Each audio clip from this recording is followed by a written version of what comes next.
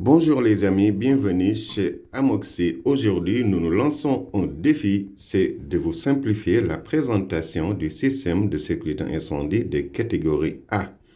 Les amis, ne bougez pas, nous revenons après le générique.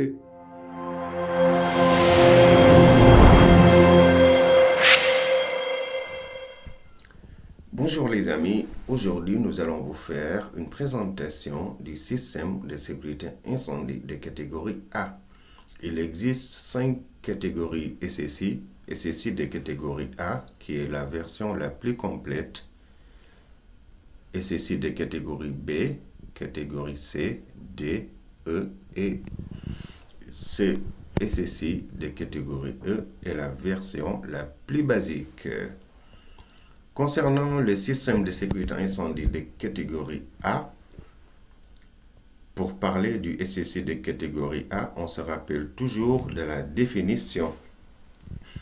Un SSI est l'ensemble des équipements ou matériels qui sert à collecter toute information liée à la seule sécurité incendie, à les traiter et en vue d'effectuer la mise en sécurité du bâtiment.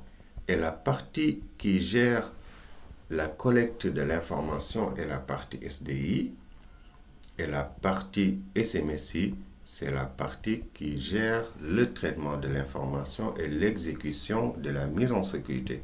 Donc le SSI de catégorie A est composé de deux sous-systèmes. SDI, système de détection incendie, SMSI, système de mise en sécurité incendie. La partie SDI gère la collecte de l'information, cela veut dire la détection, gère la détection et les déclenchements. Et la partie SMSI traite les informations et exécute la mise en sécurité du bâtiment. Concernant le SDI, il est composé d'un ECS, équipement de contrôle et de signalisation, aussi appelé TS, tableau de signalisation, auquel sont reliés des DAI, détecteurs automatiques d'incendie, des déclencheurs manuels, DM,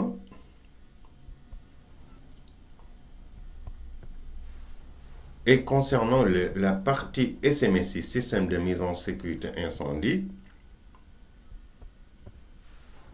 elle est composée d'un centralisateur de mise en sécurité incendie et ce centralisateur de mise en sécurité incendie est composé de 4 unités. La première unité, l'US, unité de signalisation. Deuxième unité, UGA, unité de gestion des alarmes. Troisième unité, UCMC, unité de commande manuelle centralisée. Quatrième unité, UGCIS, unité de gestion centralisée des issues de secours. Et nous revenons sur l'unité de signalisation qui nous surveille le positionnement des DAS. Elle a 5 voyants. Vert fixe veut dire tous les DAS sont en position d'attente. Rose fixe veut dire tous les DAS sont en position de sécurité. Si j'ai une alarme au feu et tous mes DAS se mettent en position, on va avoir du rose fixe. Si j'ai une porte, par exemple, porte couvre-feu qui s'est complètement fermée, cela va être rose fixe.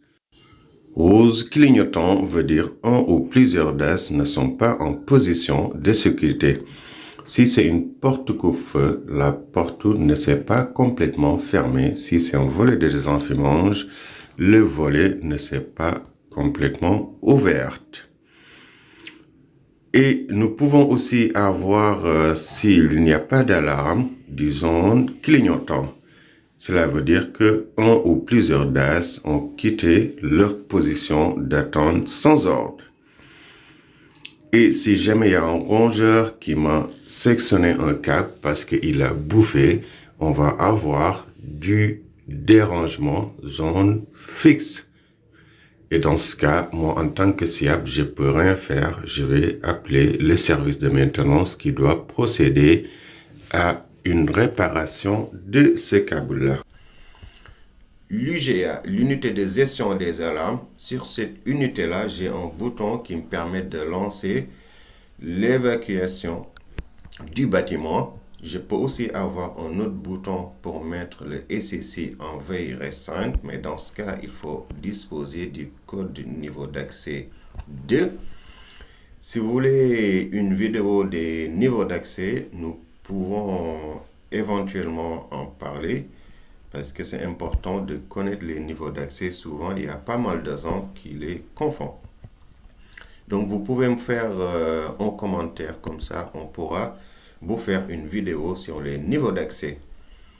On peut aussi avoir un troisième bouton. Aussi, là, il faut aussi passer le niveau d'accès 2 pour faire acquittement processus.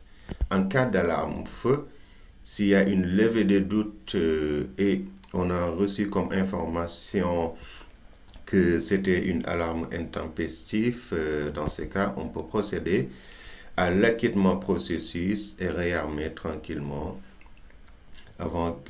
Une fois qu'on a fait l'acquittement processus, l'alarme ne partira pas. On pourra gérer le réarmement derrière tranquillement. Et sur l'UGA aussi, on peut avoir le dispositif sonore non autonome qui est une sorte de haut-parleur qui gère l'alarme incendie. Nous avons aussi usé CIS, unité de gestion centralisée des issues de secours, qui est facultative, qu'on peut trouver dans certains établissements comme dans les centres commerciaux, là où on a verrouillé des issues de secours. La réglementation exige dans cette situation d'équiper le SCC d'une unité de gestion centralisée des issues de secours. Et pour faire simple, on peut avoir deux boutons. Un bouton pour prolonger le verrouillage de l'issue de secours et un autre bouton pour déverrouiller cette issue de secours. Et pour parler de l'UCMC, unité de commande manuelle centralisée, cette unité-là me gère surtout les DAS. Et cette unité-là a une énergie électrique et les DAS, dispositifs actionnés de sécurité, et les DCT, dispositifs de commande terminale, ont une énergie pneumatique.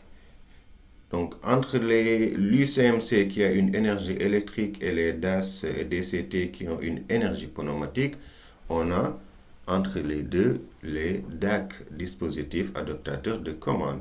Et le rôle du DAC, c'est de transformer l'énergie électrique reçue de la part de l'UCMC.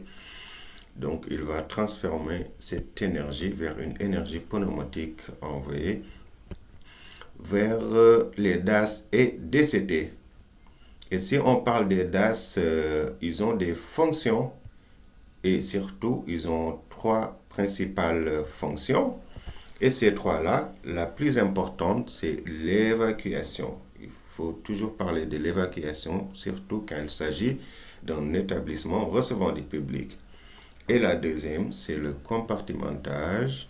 Et la troisième, c'est le désenfumage. On ne peut pas désenfumer sans compartimenter. Donc, de compartimentage vient en deuxième lieu. Et on peut avoir une quatrième fonction qui est arrêt des installations techniques comme la climatisation et la ventilation. Aussi, extinction automatique, si on a une extinction automatique à gaz, par exemple. Pour les DAS d'évacuation, on a le déverrouillage des issues de secours. Pour les DAS de compartimentage, on a les portes coupe-feu et les clapets coupe-feu. Aussi, nous avons des DAS de désenfumage. On peut parler des coffrets de relayage, des volets de désenfumage. Concernant les moteurs, sont considérés comme des DCT, dispositifs de commande terminale. Le SSI est secouru d'une alimentation électrique de secours, AES, qui doit avoir surtout une autonomie de 12 heures en veille, c'est-à-dire si on a une coupure d'électricité, le SSI doit être autonome en veille pendant 12 heures, c'est-à-dire si on n'a pas de déclenchement. Mais en cas de déclenchement, alors que nous avons une coupure, c'est-à-dire nous sommes en exploitation, le SSI tourne en plein régime et cette autonomie doit être minimum 1 h et 5 minutes. Voilà mes amis, j'espère que vous avez compris maintenant le SSI de catégorie A. C'est l'essentiel que vous devez savoir sur le système de sécurité incendie de catégorie A, surtout concernant la formation CAP 1. N'hésitez pas à nous poser des questions si vous en avez. Nous pouvons revenir très rapidement vers vous pour vous apporter des solutions et des réponses. Donc n'hésitez pas à nous laisser vos questions en commentaire. Il nous fera plaisir de vous apporter des réponses. Si vous avez des suggestions aussi, vous pouvez nous les laisser en commentaire. Portez-vous bien, nous vous donnons rendez-vous pour une autre vidéo. À bientôt. Bye.